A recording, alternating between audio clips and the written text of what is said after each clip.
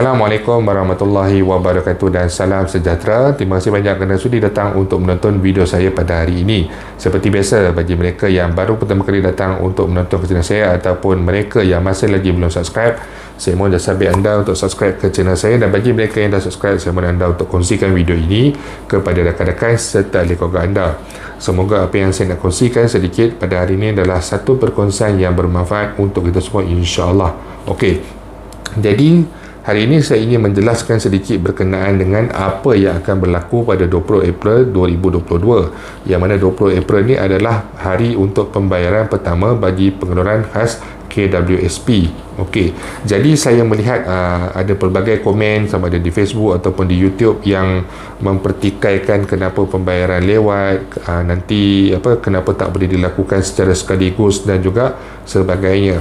Apa yang saya boleh kongsikan sedikit kepada anda adalah pembayaran akan dilakukan hanya oleh satu bank sahaja. Pihak KWSP akan melantik, telah pun melantik pihak RHB Bank sebagai panel pembayaran mereka, dan pihak RHB Bank lah yang akan membuat pembayaran kepada penerima pengeluaran khas KWSP. Jadi pembayaran ni satu bank saja yang buat. Bank-bank lain tidak akan terlibat untuk membuat pembayaran. Okey. Jadi kenapa lewat? Kenapa berperingkat? Kenapa tak boleh diselesaikan dalam tempoh satu hari saja kepada 6 juta ataupun 7 juta pemohon yang lulus? Okey. Setakat ini dalam dunia tidak ada satu bank pun yang mampu ataupun mempunyai kapasiti, mempunyai kebolehan untuk membuat pembayaran kepada 1 ataupun 2 juta pengguna penerima bagi sesuatu pembayaran.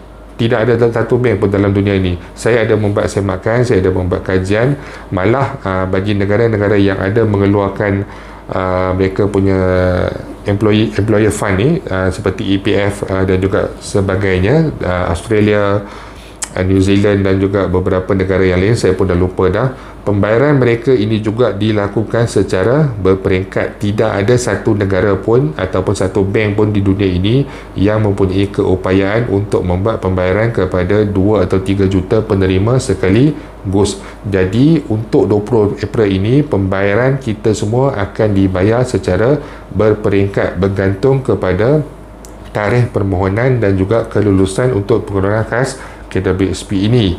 Jadi pada sesi sebelah pagi, kebiasaannya mereka yang menggunakan akaun bank RHB Bank dan yang membuat permohonan awal pada 1 bulan ataupun pada 31 Mac dah buat permohonan dan sebagainya, mereka ini selalunya yang akan mula menerima bayaran terdahulu. Bagi mereka yang menggunakan akaun bank-bank lain, seperti saya menggunakan Maybank sebagai bank penerima untuk bayaran KWSP saya kemungkinan besar akan menerima bayaran bermula selepas jam 5 petang, 8:10 malam dan juga pada pukul 11 malam. Bayaran akan tamat pada pukul 12 malam. Pukul 12 malam tidak ada sebarang pembayaran masuk. Bayaran akan dilakukan pada hari berikutnya selepas jam 11 pagi. Inilah yang akan berulang hari-hari selama satu tempoh. Kemungkinan besar saya anggarkan dalam tempoh sehingga 2 minggu kalau kita ikut keupayaan bank untuk membayar BKM juga mengambil masa selama 2 minggu kepada 7 juta penerima. Jadi untuk pengeluaran khas ini juga dijangkakan mengambil masa selama 2 minggu, dan tidak semestinya jika kita membuat permohonan ataupun penghantaran permohonan pengeluaran khas ni awal 31 Mac ataupun 1 April, tidak semestinya 20 April ini kita akan mendapat pembayaran, kerana kapasiti bank untuk membuat pembayaran kepada penerima adalah terhad. Satu hari mungkin beberapa ratus ribu sahaja ataupun 500,000 sebagai contoh. Jadi semua hendaklah bersabar.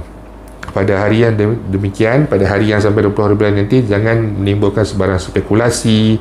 Tidak perlu bertanyakan macam di mana kalau kata dah dapat ni CMB cawangan mana dan sebagainya. Dia tidak berdasarkan pada faktor negeri, daerah dan sebagainya. Dia tidak kata macam hari ni 20 hari bulan semua RHB saja. Tidak. Esok 21 hari bulan semua CIMB saja. Tidak. Dia bukan begitu. Dia tak ikut bujang, dia tak ikut ni. Tidak.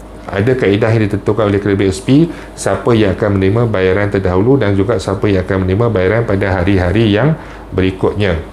Okey, jadi saya harap dengan sedikit penjelasan ini anda semua jelas, kerana perkara ini sangat-sangat kerap berlaku setiap kali apa saja pembayaran BKM, BPR, BKC, iCitra, iSINA dan sebagainya berlaku. Kita tidak boleh membezakan kenapa kita tak dapat, kenapa orang lain dapat, sedangkan pembayaran itu dilakukan secara berperingkat. Kata kunci dia adalah secara berperingkat. Bila kita faham tentang sistem, bila kita faham tentang kaedah dan sebagainya, hati kita akan lapang. Okey, jadi itu saja yang saya nak kongsikan sedikit pada hari ini. Bersabar pada 20 hari bulan, buat saya makan dari semasa ke semasa, insya-Allah anda akan menerima bayaran anda pada hari yang telah ditetapkan. Itu saja yang saya nak kongsikan pada hari ini. InsyaAllah jika ada sebarang perkembangan terbaru, saya akan berkongsikan kepada anda semua kelak. Bagi mereka yang mempunyai sebarang persoalan, sebarang masalah ataupun sebarang komen, anda boleh utarakan di ruangan YouTube ataupun di ruangan Facebook saya, Firdaus Selamat Channel. InsyaAllah kita akan jumpa lagi. Jangan lupa untuk share, jangan lupa untuk subscribe. Assalamualaikum warahmatullahi wabarakatuh.